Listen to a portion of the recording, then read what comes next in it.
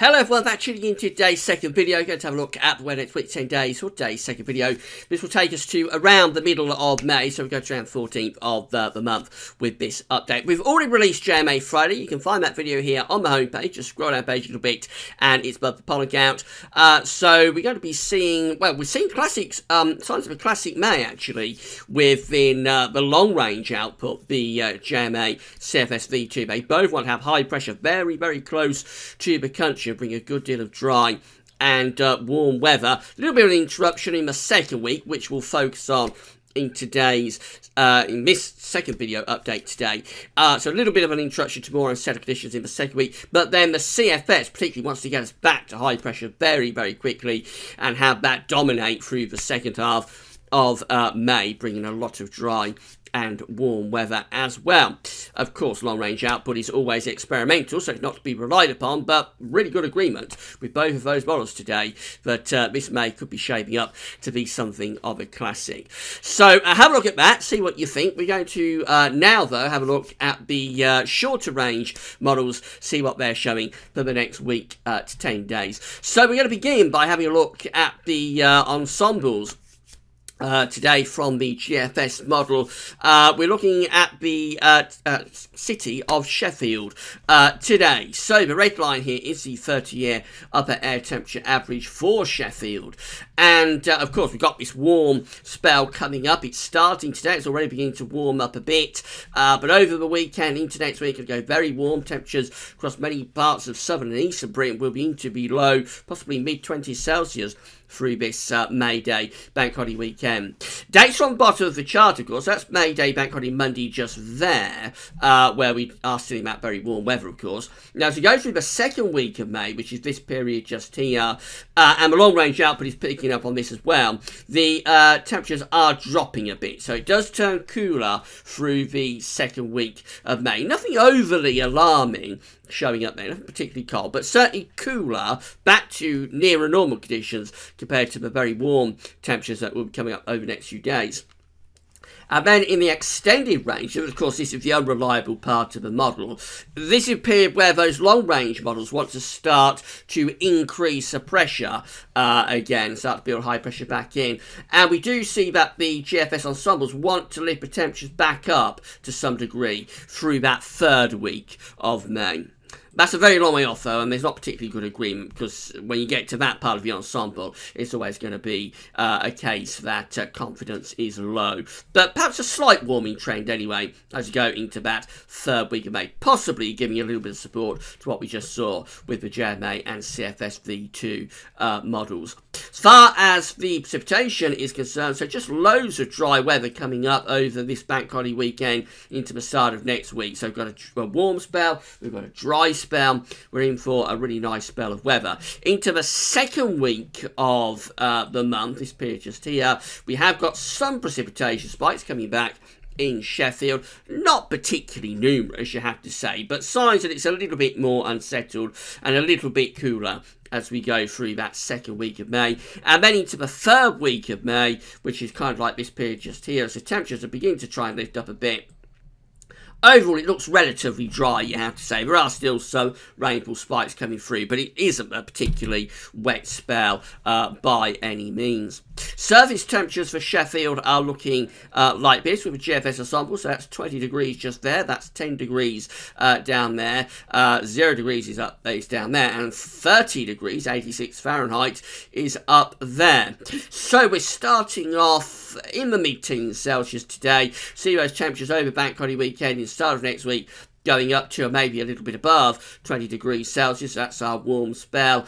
Then the temperatures through the second half of next week particularly are cooling down. So that's the cooler interlude we go through during this second week of May. And then late on, maybe signs of a little bit of a warming trend appearing again through the third week of May. So again, backing up what we just saw with the upper air temperature ensembles. So essentially we've got three distinct periods that we're looking at. Warm to start off with, even very warm, then cooler, not particularly cold but cooler, and then maybe a bit warmer again as we go into the second half of the month. Temperature anomalies are looking like that for the week ahead, coming out warmer than average from the 4th through to the 12th of May. It's not a big deviation, but certainly a couple of degrees above average, quite widely across the UK. And I noticed virtually all parts of Europe are coming out warmer than average as well. So it is a very warm scene in the week ahead across much of not just the UK and Ireland, but much of Europe too. Precipitation anomalies for the next week, going from the 4th to the 12th of May. Many northern and central western parts of Europe are coming out drier than average. A little bit wetter than average in the far north of Scotland. That's indicating where the jet stream is. Of course, the jet stream is going to be going up there somewhere. So with the ridge in that kind of position. So the far northwest of Scotland actually does have some rain coming up. But most parts of the UK and most parts of northern Europe coming out drier than average. It's also a bit wetter than average down across southern Europe though. So if you're off for a break to the Mediterranean, for example, southern Italy, southern parts of Spain, it actually looks a little bit wetter than average down there.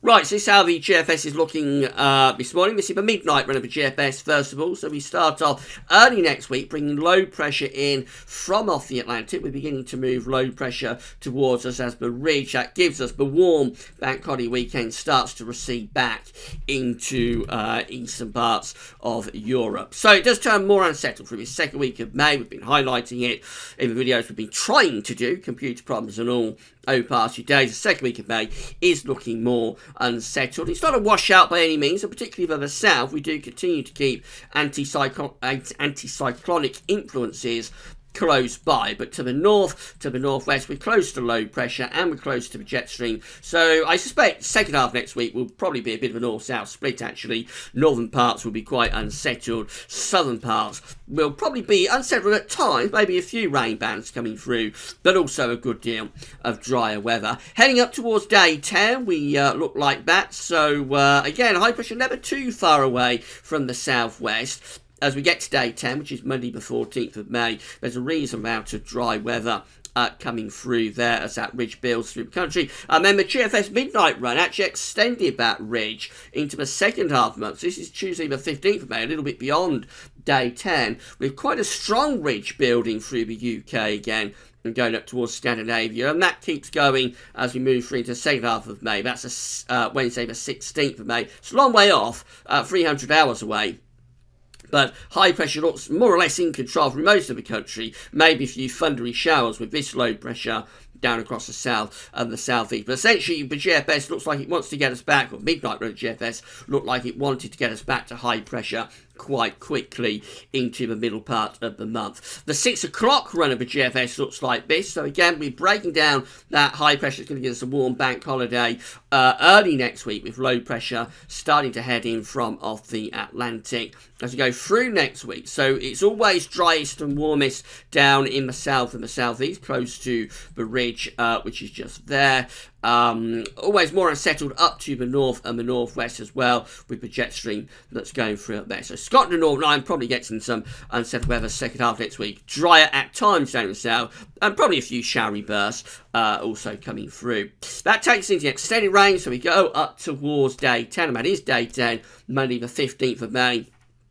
Again, trying to build this ridge up from the Azores high once again. And we do more or less settle things down around the middle part of the month with higher pressure. But this time it wants to pull it back into the Atlantic quite quickly and bring the air down from a northerly direction. So by the time we go through to Thursday, Friday, the 18th of May, we're turning things really quite cool and unsettled. That's a really long way off though, so don't be too concerned about that. The signs are there, but high pressure is going to have another go at ridging in around the middle part of May. And then finally, the ECMWF looks like this. So breaking down the ridge, it's going to bring us a warm bank holiday on Tuesday, with low pressure then affecting particularly the north, the west. There could be some showery bursts down in the south and southeast at times, but high pressure never too far away from the south. So always most unsettled in the north and the west. That's how we look on day 10, which is Monday the 15th of May. So low pressure is up here. We've got high pressure building over Scandinavia. We've got high pressure trying to reach back up from the Azores. So it looks like the jet stream is wanting to go in that sort of direction, which could possibly allow these two areas of high pressure to form a ridge in that sort of position. If that came off, then we will go back into high pressure around the middle part of May. So it's all as we've been saying, really. The next few days, first week of May, are going to bring a lot of dry and warm weather, coinciding with the bank holiday weekend as well, so do make the most of that.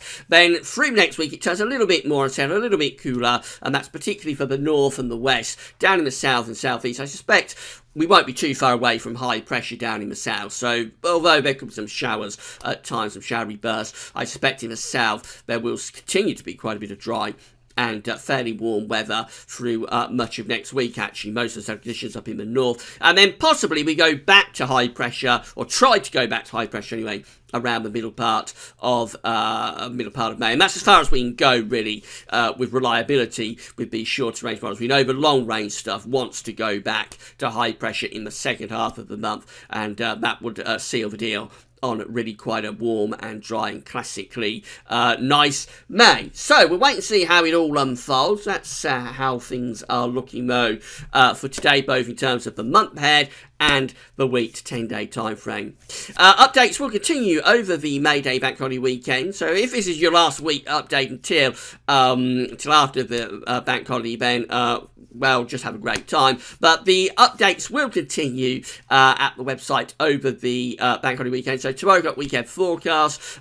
We'll also have on Sunday some summer analogues, and also Gaz Weather's study roundup. And then on bank holiday Monday, as always, got a historic video coming up for you. This time we're going to look at the springs of 1893, which was exceptionally warm and dry, against the spring of 1962, preceding that brutally cold winter, of course, of 62-63, and the spring of 1962 before that winter was really quite a cold spring. And if you have time, and have a look at the two summers as well of 1893 and 1962. So that would be your historic video on bank holiday Monday, but plenty of updates to do before we get to that. Alright, that's all for now. Thanks for watching.